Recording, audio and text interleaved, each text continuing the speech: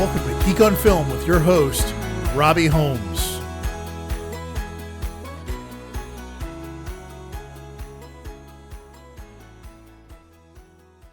Hey there, folks. Welcome to episode 19 of season 2 of Geek on Film. This week, I'll be talking about Beetlejuice Beetlejuice in the main review, and then I'll do a quick review of The Fall Guy, which just hit on Peacock, and a couple of television shows that just kicked off. So let's get started with some TV. Let's jump into The Penguin. It is so far pretty impressive. I'm going to tip my hand a little bit to the review. So the television show takes place 1 week after the events of the Batman. The summary of the show itself, according to our friends at IMDb, is following the events of the Batman. Oz Cobb, aka the Penguin, makes a play to seize the reins of the crime world in Gotham. Episode 1 is called After Hours, and the summary of that episode is the death of Carmine Falcone and a post-flood crime wave motivates Oz Cobb to fill the power vacuum left in the criminal underworld of Gotham City while Falcone's children attempt to keep their family together. I am super impressed with this show. The episode that I watched this week was written by Lorraine LaFranc, Bob Kane, and Bill Finger, of course, acknowledged because it is an adapted work from the original Batman comic book series, and it was directed by Craig Zobel. So we jump right back into Colin Farrell as Oz Cobb, and we're very quickly introduced to the son of fallen mob boss Falcone, and we meet his son, who is a disaster. He is so much fun to see. It's Michael Zegan playing Alberto Falcone, and he finds Oz at the club, the Iceberg, where he's in the private suite of Carmine, and Oz has been collecting some goodies from the safe and some jewels, and as Alberto arrives on the scene, he basically says he was collecting it all for him. So we see Oz immediately pivot into covering his butt. And then this quickly escalates. He plays on Alberto's, really addictive nature, gets him to do some drinking with him, eventually gives him some drops.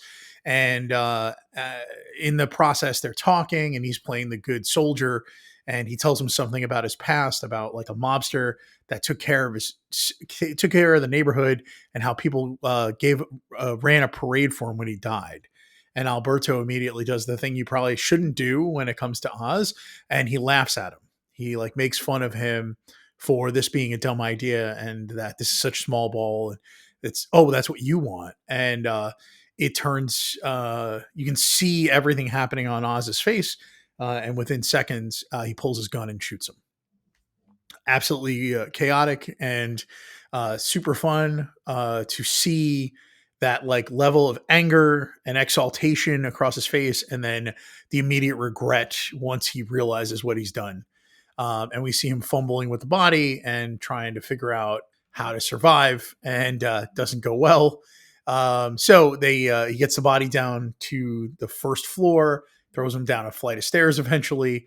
He comes outside to his car, which is the awesome, what we've been now deemed as the plum Maserati that he drives.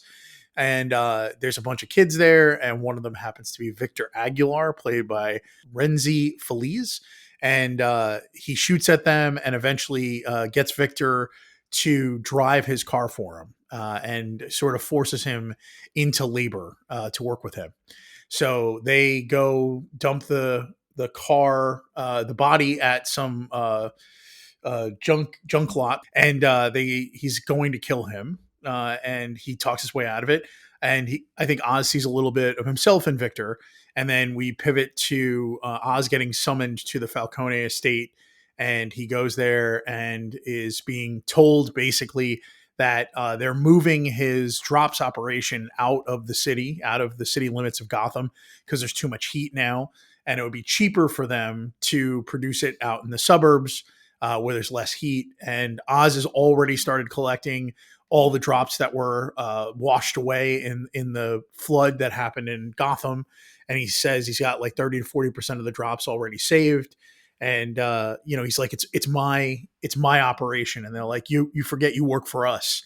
And then we're introduced to Sophia Falcone, Kristen Milotti, and she walks in and follows Oz out when they leave, and eventually says they should go to lunch, and in that process asks a little bit about her brother, and she lets us know that she thinks that Oz is capable of more. She tells him that, and that people always underestimated him.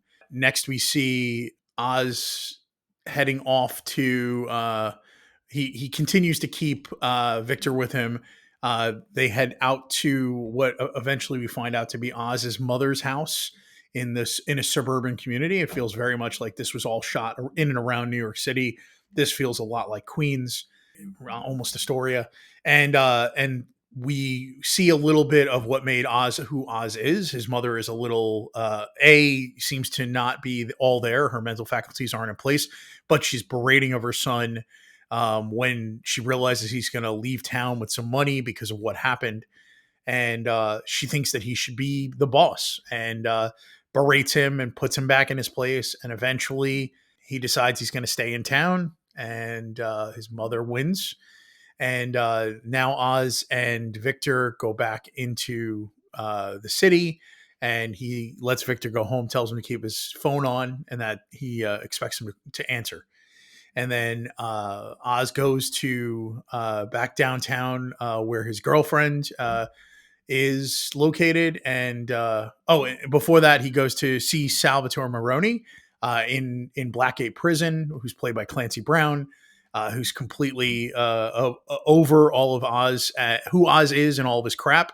And in the end, the final thing he does is he gives him Maroni's ring, which he had taken from Carmine Falcone's jewelry stash, which he gave to his son. After he killed his son, he took the ring back, and then gave it to our friend Maroni, so that way he would be wearing it walking around Blackgate. We didn't know why. And then eventually he goes to see his girlfriend, and you see Sophia Falcone and all of her people coming out of the building, probably checking up on his deal. And they end up chasing him down and around a corner into some what looks like FEMA, taking care of people in the city of Gotham. And he eventually ends up getting knocked out, and he wakes up naked and handcuffed to a chair. And the one of the other kids that he shot at, who was trying to steal his car, was there. Basically, Sophia says, like, he said that you were there the night that my brother went missing. And he's like, you can't trust this kid. And he immediately says, like, she's like, well, what do you want me to do? And he's like, I don't know, don't trust this kid. And she's like, so you think I should shoot him? And she does immediately. She is so gangster. She's known in the comics as a character known as the Hangman. She is pretty chaotic. Kristen Milotti is maybe the scariest thing in this entire show. And then you hear a car crash, and they all go outside. And Oz, they were trying to cut his arm with a piece of wire, and they run out there to see what's going on. Kristen Milotti sees her brother's corpse in the trunk of the car. And his pinky's been cut off, and scratched into the underside of the trunk is the word payback. So we get this cut back to Oz. Oz starts laughing. He realizes it's all working. And we see him cut to the corner store that he had earlier talked to Victor about. And they're sitting there talking about how things are going to be different. He now has this opportunity to go after what Alberto was going to be doing, the next version of drugs, like a drops on steroids. And he wants him to be a part of it. And then sort of the episode ends with this very uncomfortable conversation about why he didn't cut off his head and send just the head and the finger. Yeah, it's pretty silly. I'm super in. I am very excited by this episode. I'm very excited by this show. I can't wait to see more of it. You should be on board. There's so many great actors that are playing small roles across this entire show. I really love it. I can't wait for next Sunday. I actually thought this Sunday was going to be the next episode because they piloted it. The pilot was put on last week, and it wasn't. I was sorely disappointed. So next up, we'll jump over to Agatha All Along. So Agatha All Along is the follow-up and follow-on to WandaVision and a few other things in the Marvel Cinematic Universe. in this, our friends at IMDb have listed the synopsis of the entire show as a spellbound Agatha Harkness regains freedom thanks to a teen's help. Intrigued by his plea, she embarks on the witch's road to reclaim her powers and discover the teen's motivations. Another possibility of this is when a new series of tragedies strike the city of Westview, the infamous Agatha Harkness finds herself down and out of power when a suspicious goth teen helps break her free from a distorted spell. Her interest is piqued when he begs her to take him on the legendary Witch's Road, a magical gauntlet of trials that, if survived, rewards a witch with what they're missing. Together, Agatha and this mysterious teen pull together a desperate coven and set off down, down, down the road. Episode 1 is called Seekest Thou the Road? It is written and directed by Jack Schaefer with some other writers, including Jason Raztovsky and Giovanni Sarkis. The show is just oozing with talent, is the way I would put it. You got Kristen Hahn returning as Agatha Harkness. The teen that has been mentioned a couple times already is Joe Locke from Heartbreaker. Some of the other witches that we're assembling are Deborah Jo Rupp, plays Mrs. Hart. Aubrey Plaza is Rio Vidal. We've got another Emma Caulfield Ford sighting as Dottie. You've got David Patton as Herb, her next door neighbor. Jones, who was is this sort of fumbly in the early flashback. He's her boss, but he's another neighbor in town. It's just really, really fun. It's a blast. And in the first episode, we get so many people being brought together, and how this all continues to go. So in the first episode, she's locked in what is a little bit like a Mayor of Easttown sort of detective show, and they find a body, and the body has a toe tag on it, and the toe tag is actually a book, is a checkout card from a book, and it seems to have had 19 people who've checked it out in the past with different dates. People have done some deep dives on those dates. It's mostly birth dates of people in the MCU associated with the WandaVision show. And while the body is sitting in the morgue, we see that the 19th owner is W. Maximoff. And then above that, when she finally realizes who she is, it's A. Harkness is the 18th owner of or 18th person that's taken the book out. So there's all kinds of allusions to Wanda, and the woman on the slab has very scarlet hair, even though Elizabeth Olsen as Wanda, her hair was more strawberry blonde. So it feels like it's all caricaturesque. I don't think we're actually seeing Wanda laying on that table. And I think what we're seeing is this is a vision of a physical incarnation of the Darkhold. That's what I think is happening here. So the show is really good. I'm really excited. We see all this happening. Rio shows up as she starts. So she shows up in her dreamlike state as a federal marshal that is coming in to take over or be a part of her case. And then in real life, she comes to her house and helps break her out of all of this. And yeah, it's super fun. I'm really enjoying it. I can't wait to see where we go from here. So that was episode 1. Episode 2 is called Circle Sewn with Fate, Unlock Thy Hidden Gate. So this is with old foes in hot pursuit. Agatha and Teen gather a desperate coven to walk the witch's road. This was directed by Jack Schaefer and written by Laura Dooney, Jack Schaefer, and Jason Rostovsky. Again, we have more of the gathering of the rest of the coven. So we get Sashir Zamata as Jennifer Kale. You have Ali An playing Alice Wolliver. And then Patty LuPone, of course, as Lila Calderu. And and then there's so they eventually try to open the gates to the Witch's Road, which is a song. So there's a big long song that you have to sing. And through this entire process, as they're doing this, apparently the Salem 7 arrive. But what's interesting is each one of the witches that's required for a coven is of a specific type of magic. So we find each of the people who are part of the coven through what makes them who they are, what type of magic they actually are a part of. So it's really fun. It's very clever, and I can't wait until they're on the Witch's Road, which is what happens at the very end of this episode, so we can get back to Rio being a chaos monkey because I love Oliver Plaza. So far, 2 episodes. I'm all in. I continue to watch very excitedly. Let's jump over to the first movie that we're going to talk about this week, the one before the main review, and it's The Fall Guy. So I am really excited that I finally saw this. I didn't see it while it was in the theater. I feel really sad that I didn't. Over at IMDb, our friends have the summary as a stuntman fresh off of an almost career-ending accident has to track down a missing movie star, solve a conspiracy, and try to win back the love of his life while still doing this day job.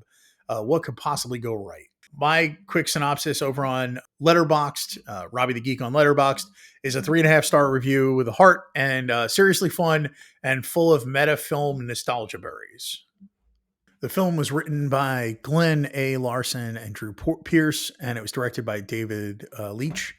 It stars Ryan Gosling, Emily Blunt, Aaron Taylor Johnson, are sort of the top 3 we spend time with, and also Hannah Waddingham. It is fun. I don't know that I can say fun more with this movie. I feel like I missed out. I wish I had gotten to see it in the theaters. There was so much going on at the time. I didn't get around to it. And I feel a little disappointed that I didn't see this on a bigger screen. Winston Duke shows up as Dan Tucker, and he's playing the head of the stuntmen in the movie that Ryan Gosling is being brought back to be a part of, Colt Seavers. He is the character that Ryan Gosling's playing. Emily Blunt is the director of that movie, Jody Moreno. Aaron Taylor Johnson is playing Tom Ryder, and he is the star of this movie. And Hannah Waddingham is sort of the producer who's juggling all of this. Yeah, I would just say it's a good movie. It's on Peacock. If you haven't seen it, you should see it. It's the extended edition is what's on Peacock. There are so many in jokes having to do with movies. They are constantly quoting lines from movies to one another. Dan Tucker, who is played by Winston Duke, is constantly making movie lines as tropes with Colt Seavers, and they're constantly going back and forth on what that movie is. It's so much fun. There's also like really amazing nods to other films that really kind of blew me away. There's definitely uh, David Lynch nod that happens in the way that someone gets killed. Their head hits a table, and it's very similar to when you're sitting there for the first time being blown away watching what happens in Lost Highway. Yeah, it's there's a lot of funny references made all over the place. There's constant like allusion to I think Dune through the music. It has that sort of it's really fun and silly and very cute, and you should watch it. Okay, that's it for me for the movies that I watched and the TV shows that I'm going to talk about this week. And on to the main review, Beetlejuice Beetlejuice.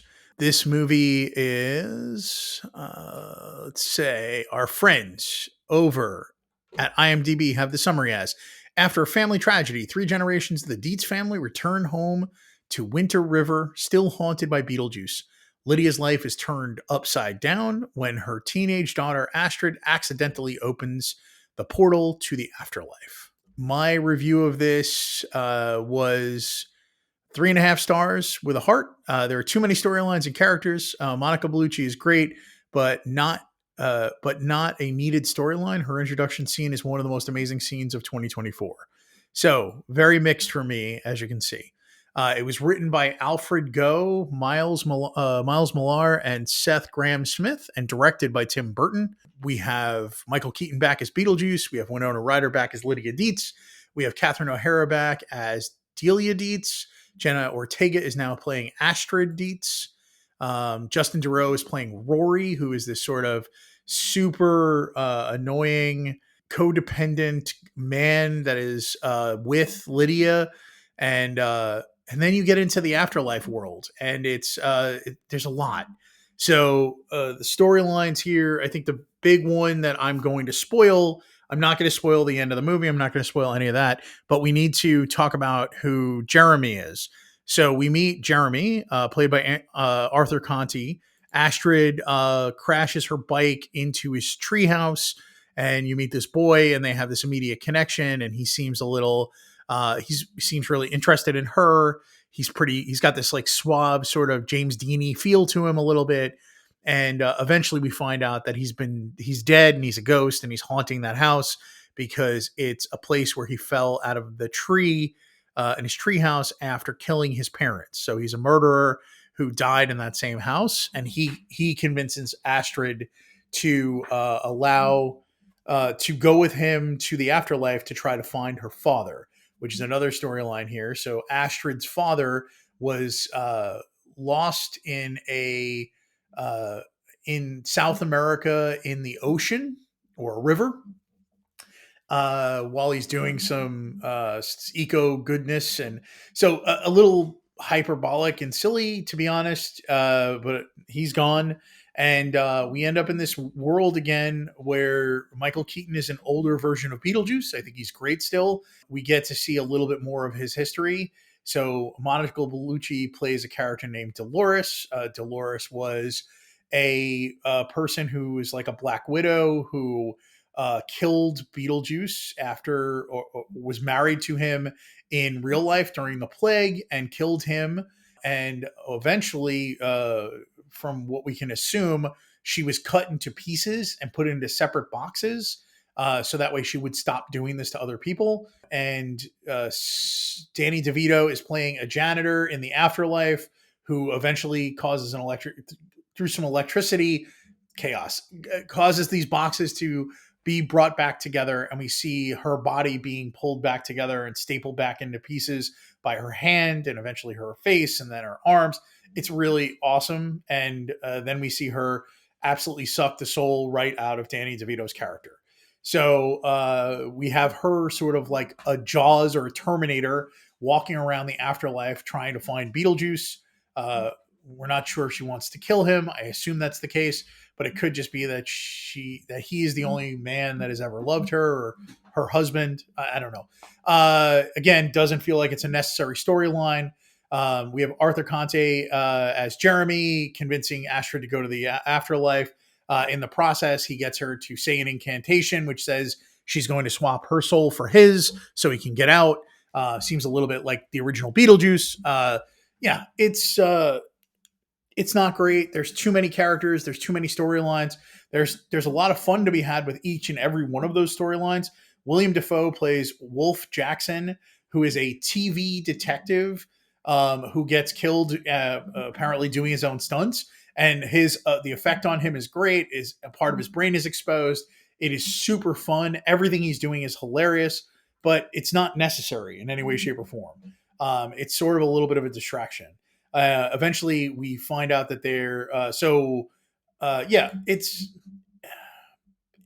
it's a lot of contrivance, not a lot of it doesn't have, in my opinion, the stickiness of the first movie. I don't think it is going to be looked at with as much reverence. I do think it's a stylish. I think so we're seeing a nod towards, the amazing design style and eye of Tim Burton and what he does. So I'm glad that this movie got made, but I just think it is less than the original movie, and that makes me a little sad. So, yep. I think that's it for me on this review. I don't want to spoil the whole movie, but you should watch it. I guess it's still in theaters. It'll be a really good rewatch, probably. Yeah, I didn't love it, but it's fun. Enough smiles for sure. That's it for me. This has been Robbie the Geek, everywhere online, Instagram, Twitter, Letterboxd. Geek on Film is at geekonfilm.com on Instagram and on Twitter. And I look forward to probably one to two more episodes, and then going to Middleburg Film Festival.